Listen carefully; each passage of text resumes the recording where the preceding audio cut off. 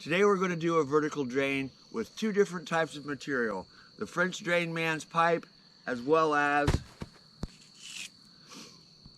ADS corrugated. What we're going to do is use our post hole diggers, dig down below the hard pan and install these two different pipes with a grate on the top. Let's see which one works better and how well this system actually works. So we're going to start with the post hole diggers, and I'm not going to worry about the sod because we're going to bring this all the way to grade. But we need to dig down to that hard pan.